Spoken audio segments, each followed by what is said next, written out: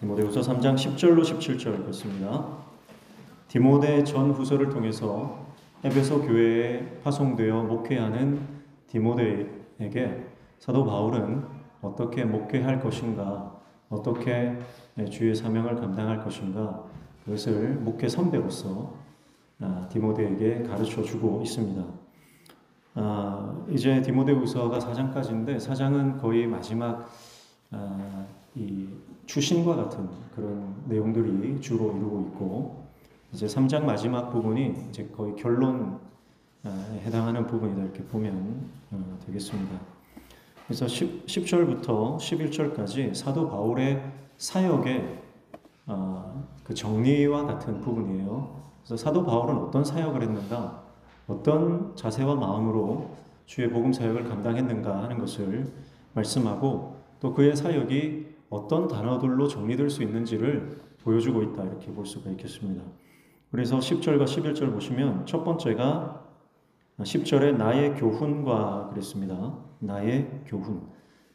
이 교훈은 가르침이죠. 그가 사도 바울이 가르쳤던 가르침은 바로 복음입니다. 복음.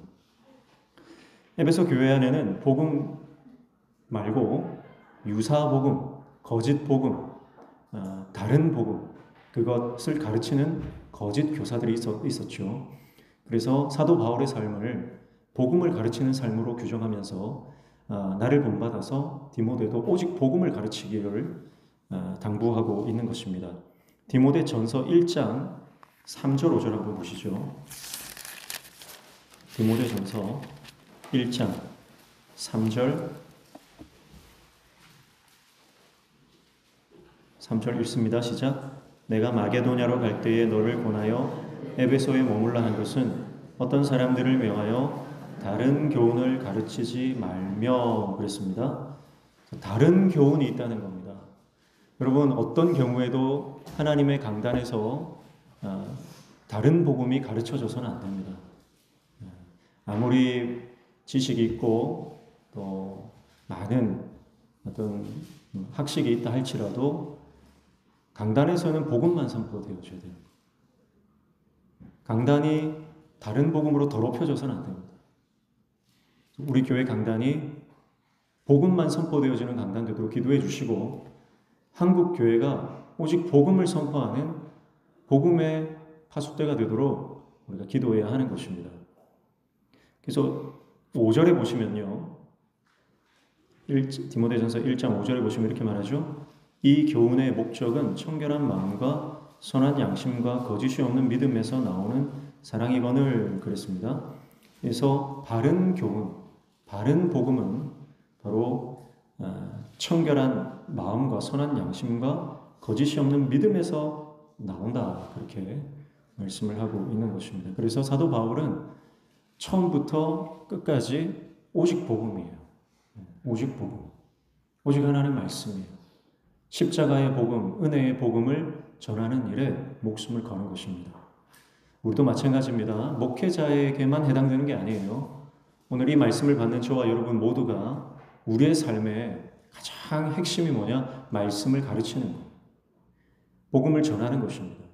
자녀들에게, 또 내가 만나는 사람들에게 이 복음을 증거하고 가르치는 삶을 살아야 하고 이 사명을 감당해야 할 줄로 믿습니다.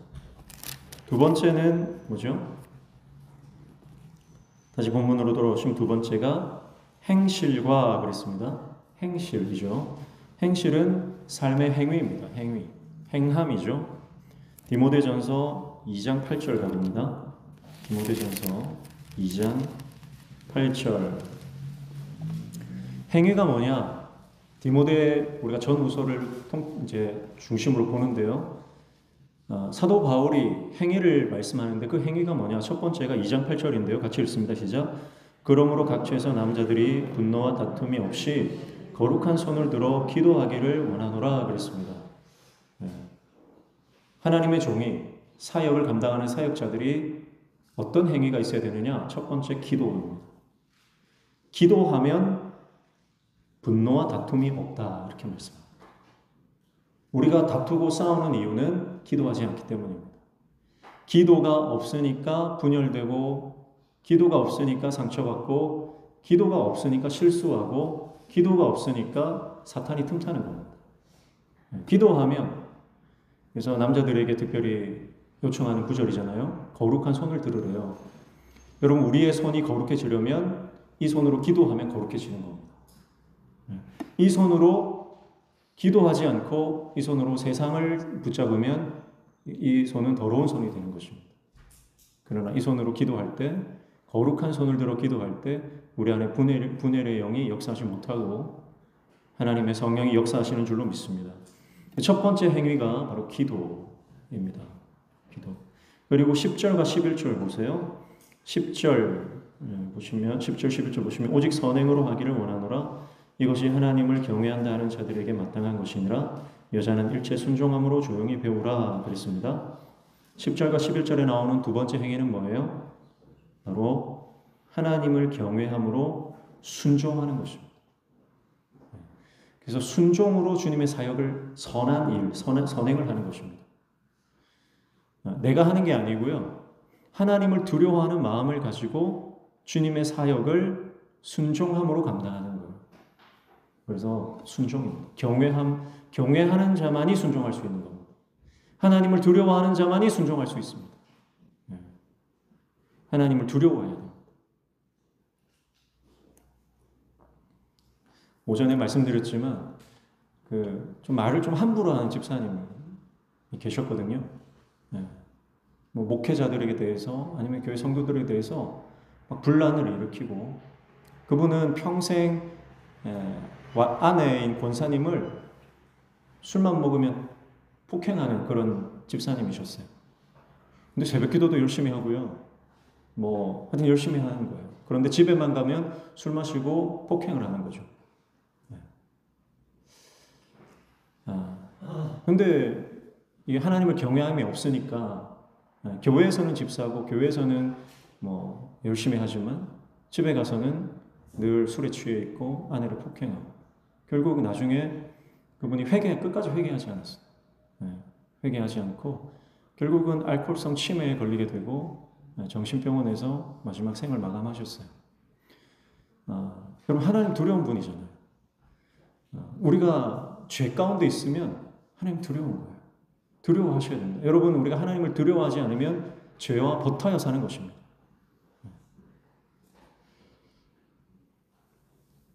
그래서 하나님을 경외함으로 순종하는 것, 그 순종이 두 번째 행위입니다. 세 번째는 디모데전서 3장 1절부터 13절까지 나오는 감독과 집사의 자격, 감독과 집사의 자격에 대해서 말씀을 하고 있어요. 여기서 그 행위에 대해서 구체적으로 말씀합니다. 어떤 사람이 감독이 되어야 되냐? 한 책망할 것이 없고 하나님의 남편이 되고 절제하고 신중하고 나그네를 대접하고 술을 즐기지 않고 구타하지 않고 여러 가지 감독과 집사의 그 행위에 대해서 말씀합니다. 그래서 정리하면 하나님께서 나에게 주신 직분에 걸맞는 경건이 있어야 된다는 거예요.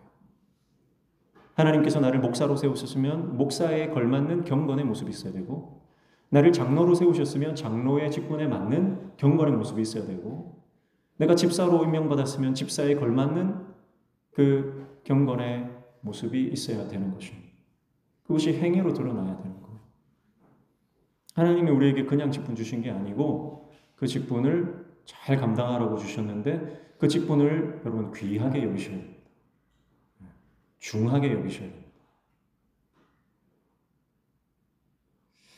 그리고 4장 15절 보시면요. 디모데전서 4장 15절 보시면 15절 같이 읽습니다. 이 모든 일에 전심전력하여 너의 성숙함을 모든 사람에게 나타나게 하라 그랬습니다. 그래서 마지막은 성숙입니다. 성숙. 깊어지는 거죠. 숙성되는 거죠. 완성되는 겁니다.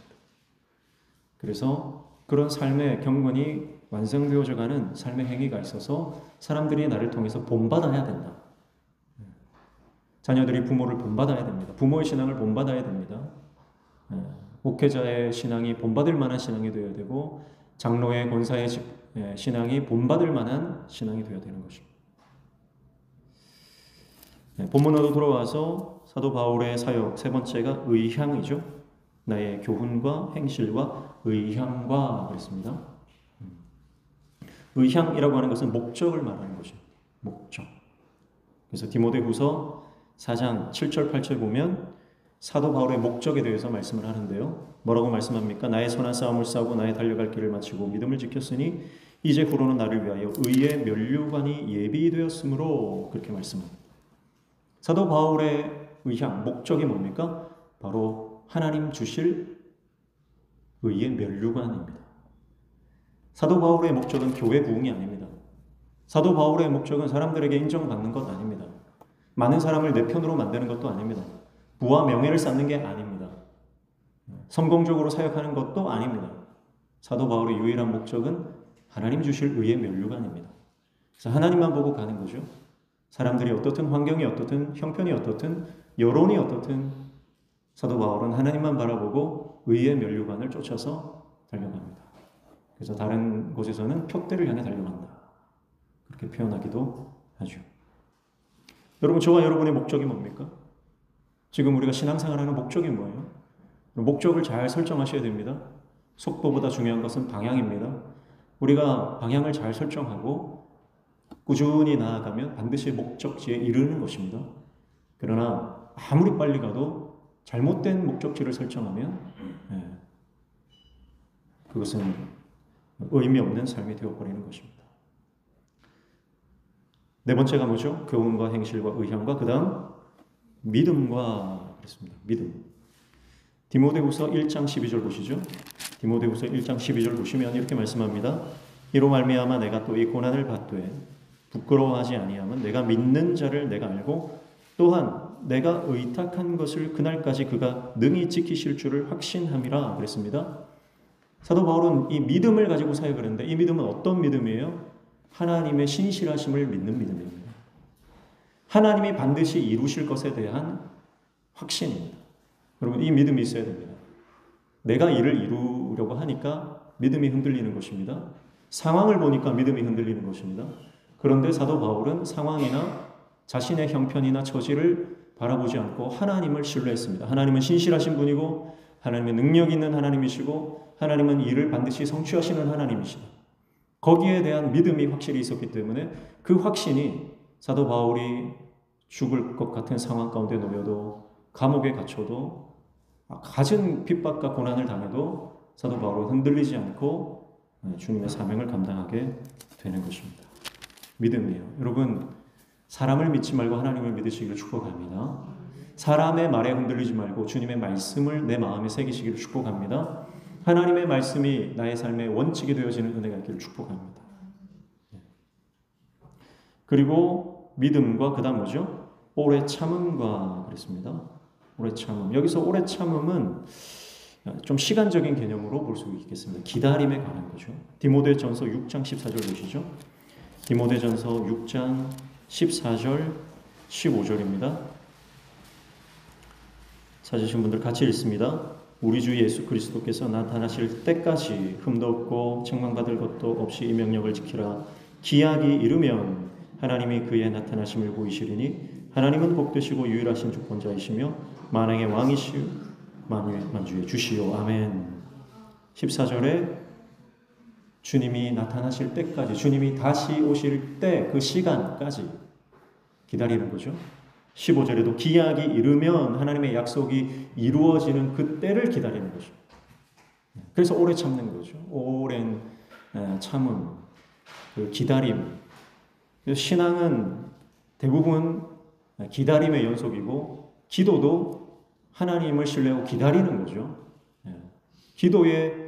우리의 기도에 우리는 반드시 그 옆에 있는 게 시간이에요. 근데 우리는 그 시간을 생략하고 기도하며 응답되는 것만 생각합니다. 그러나 기도에는 반드시 필요한 게 시간이 필요한 거예요. 내가 주님 앞에 기도하고 하나님의 시간이 채워지면, 하나님의 시간이 차면, 그래서 때가 되면 응답이 일어나고 역사가 일어나는 줄로 믿습니다. 하나님의 시간입니다. 우리는 인간의 시간, 우리의 시간표대로 움직여줘야 기분이 좋은 겁니다. 그러나 믿음은 뭡니까? 나의 시간표대로가 아니라 하나님의 시간표대로 이루어지는 것을 기다리는 것입니다.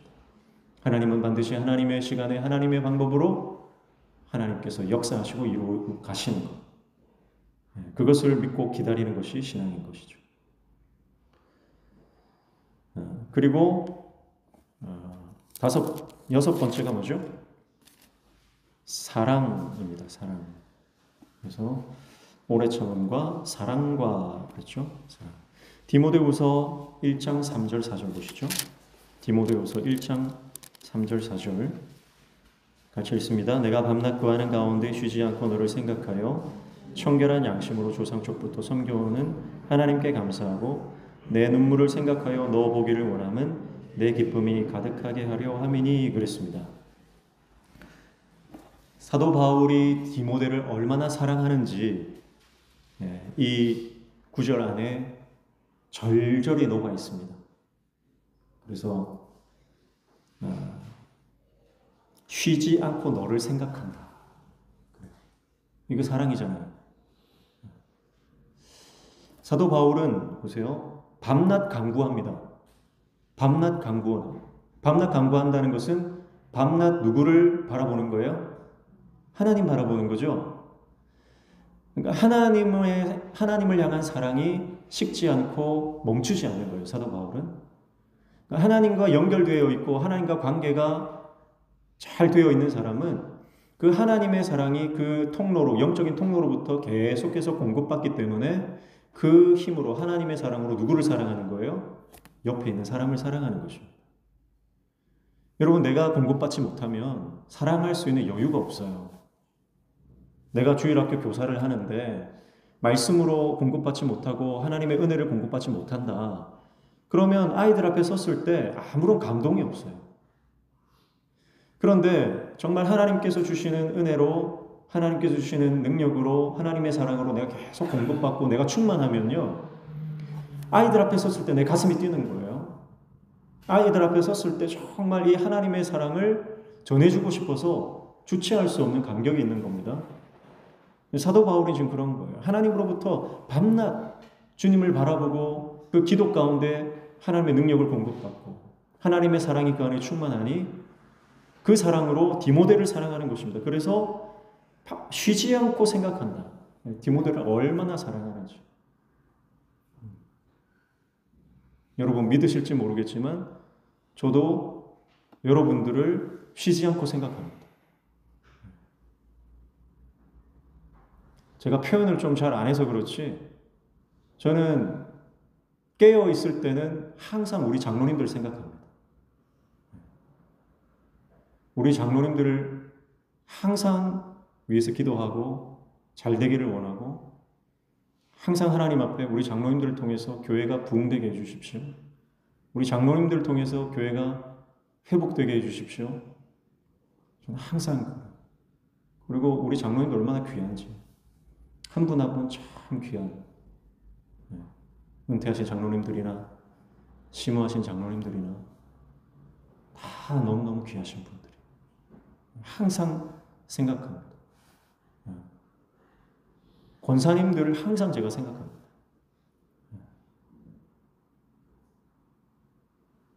항상 위해서 우리 권사님들의 기도가 응답되고 우리 권사님들의 기도로 자녀들이 잘 되고 한 분 한 분 생각할 때마다 가슴이 벅찬 거예요. 너무너무 귀하다. 우리 집사님들도 마찬가지고 우리 성도님들 한 분 한 분 마찬가지고 우리 청년들 마찬가지고 우리 다음 세대 교육부서 아이들 마찬가지고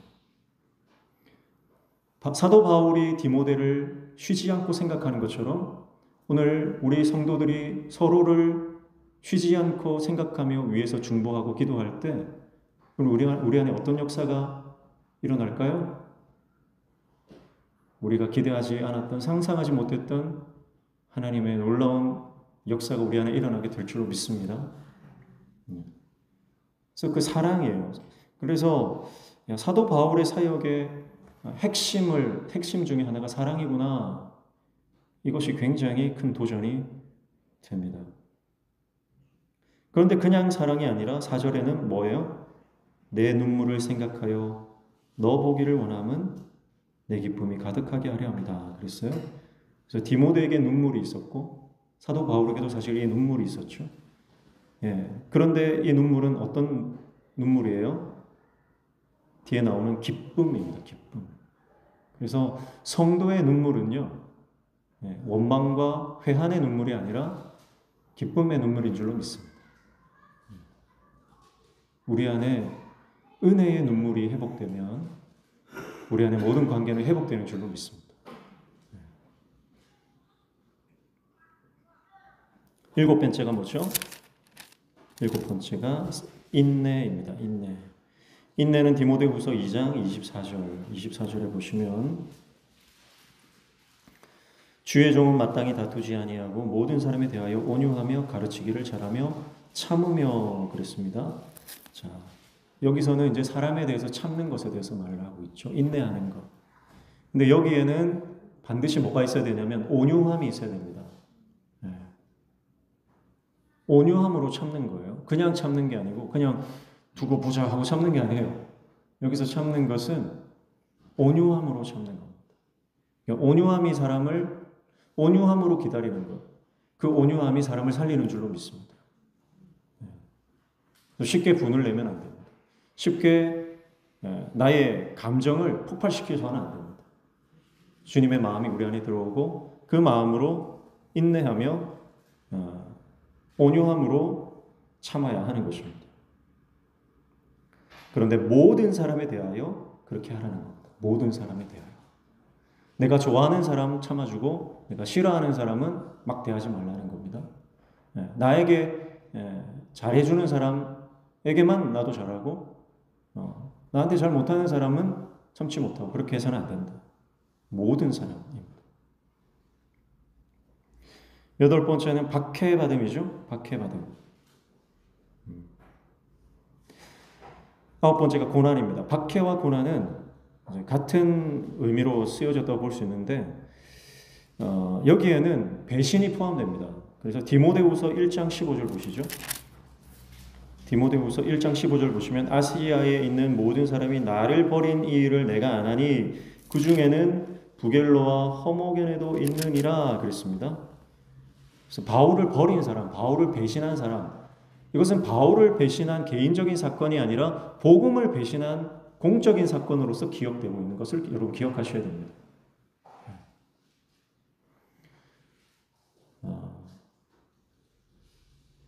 사도 바울을 배신한 이유는 사도 바울이 이제 완전히 연행되고 감옥에 갇히는 신세가 되니까 사도 바울을 부끄러워하는 겁니다.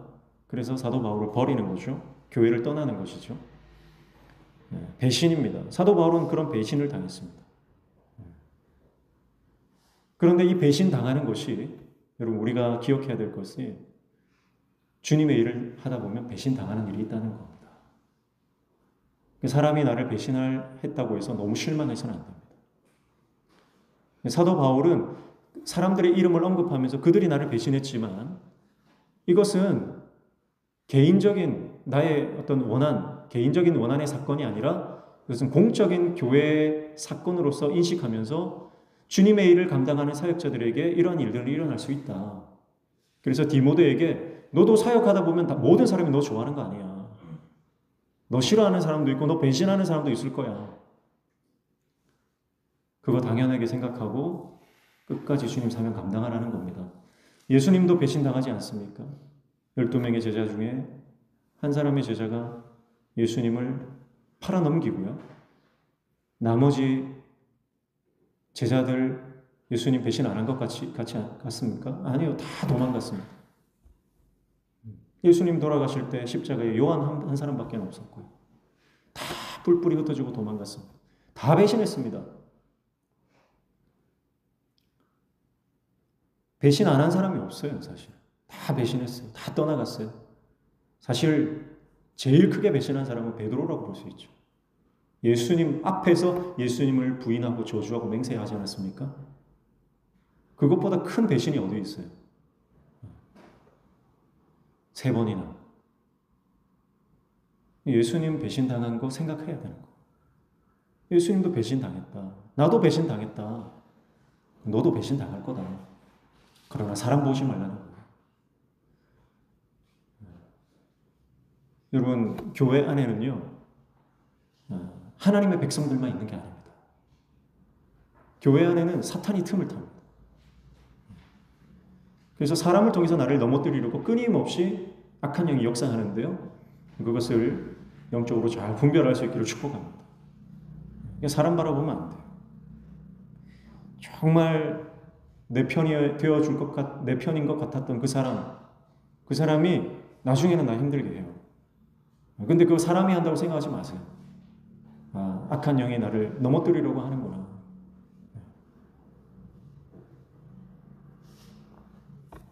어떤 교회는 목사님 모시고 온 장로님들이 목사님 쫓아내려고 부임할 때 쌍수 들고 환영하고 가방 쌍수 들고 환영했던 사람이 나갈 때 가방 들어준다고 그럽니다. 빨리 나가라.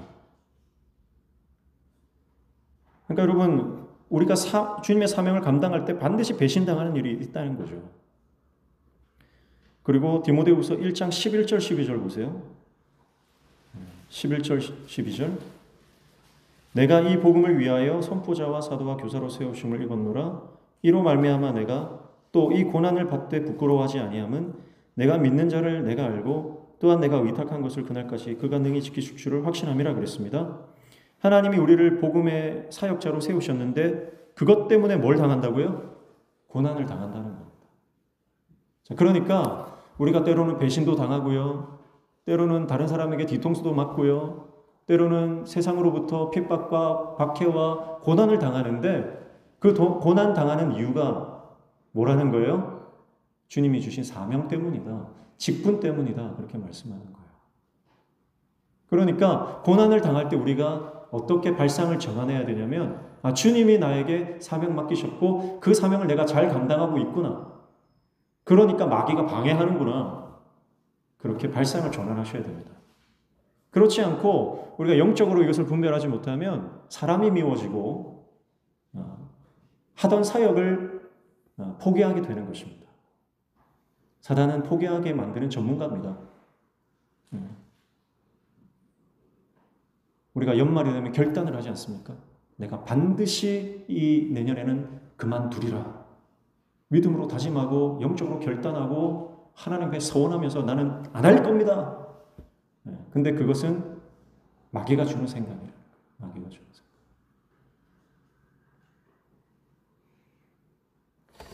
열 번째가 뭐죠? 마지막 열 번째가 또한 안디옥과 이고니온과 루스드에서 당한 일과 어떠한 박해 받는 것입니다. 이건 뭐냐면 죽음의 고통이에요. 실제로 사도 바울은 돌에 맞아서 죽었다가 살아났습니다. 결국은 복음 때문에 죽는 일을 당할 수 있다. 순교의 자리까지 나아가라. 디모데에게 그렇게 말하고 있습니다. 사도 바울이 10가지를 아주 자신 있게 담대하게 말할 수 있던 이유는 사도 바울이 이것을 다 경험했기 때문입니다. 이렇게 살았기 때문입니다. 여러분, 우리가 삶으로 증명할 수 있기를 축복합니다. 삶으로 증명하셔야 됩니다. 말로만 증명해서는 안 됩니다. 늘 말씀드리지만 저도 그래요. 목회자는 설교하고 강단에서 설교하고 강단 밑에서 설교를 완성해야 됩니다. 여러분, 우리 모든 성도는요, 내가 말한 대로 삶으로 내 믿음이 증명되는 것입니다. 여러분, 기도하는 것도 마찬가지예요. 내가 열심히 기도하고 뜨겁게 기도하고 삶이 뒷받침되지 않으면 기도한 것 때문에 사람들이 낙심합니다. 여러분이 1시간, 2시간 기도했다면 그 기도한 만큼 삶에서 희생과 헌신과 포기와 사랑이 있어야 됩니다. 내가 삶에서는 전혀 포기도 없고 희생도 없고 사랑을 베푸는 것도 없는데 기도만 열심히 한다 그러면 오히려 그것이 다른 사람들에게 유익이 되지 못하는 것입니다. 해가 되는 것입니다. 나에게도 그래요. 그게 자기 의가 되어버립니다.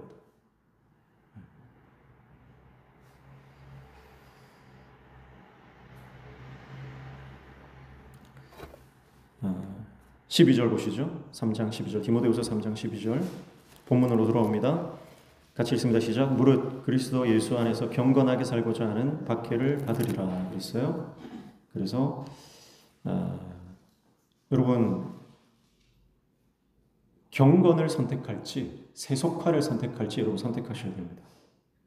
경건을 선택하면 박해가 따라옵니다. 성경이 분명히 말씀합니다. 박해가 있지만 너 경건 선택할래? 아니면 적당히 타협할래? 선택하라는 겁니다. 그 선택은 여러분의 몫입니다. 여러분이 무엇을 선택하느냐에 따라서 여러분 박해는 받지만 경건한 하나님의 종이 될 수 있고, 아니면 타협하면 박해는 받지 않지만 경건한 하나님의 종은 될 수 없습니다. 그래서 앞에 나오는 것처럼 경건의 모양은 있으나 경건의 능력은 없는 사람이 되는 겁니다.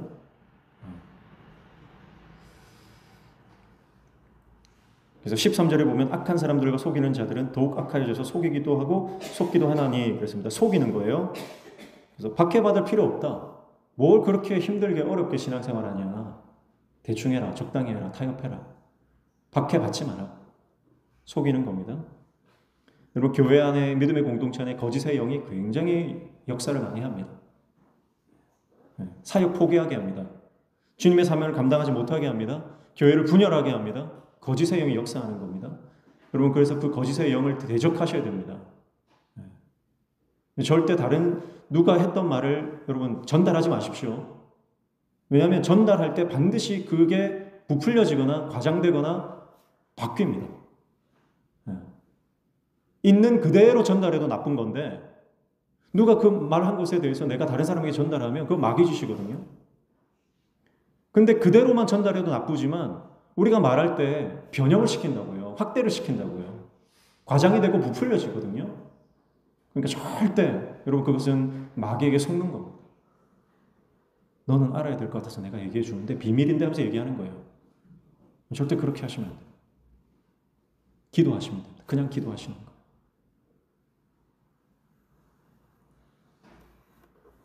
전에도 말씀드렸지만 전화 사역하시는 분들이 있거든요. 교회에. 주일날 지나고 나면 어느 집사, 어느 권사님, 목사님이 이렇고 저렇고 하면서 전화 쫙 돌리는 거예요.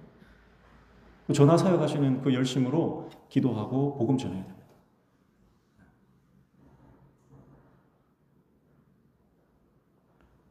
편하게 살아라, 편해져라, 타협해라. 그러다가 마지막은 다 포기하고 끝내라. 그게 마귀의 거짓의 영의 유혹입니다. 그러나 성령은 우리에게 살아라고 말씀하십니다. 포기하지 말라고 말씀하십니다. 끝까지 버티라고 말씀하십니다. 배반을 당해도 고난을 당해도 박해를 받아도 말씀은 승리하니 교회는 승리하니 너는 승리자가 되어라. 피투성이라도 살으라. 주님의 사명을 감당해라. 그렇게 말씀하시는 것입니다. 그래서 복음을 위해서 살다가 복음을 위해서 죽으면 우리는 순교자가 되는 것이고 의의 면류관을 받게 되는 줄로 믿습니다. 14절입니다. 그러나 너는 배우고 확신한 일에 거하라.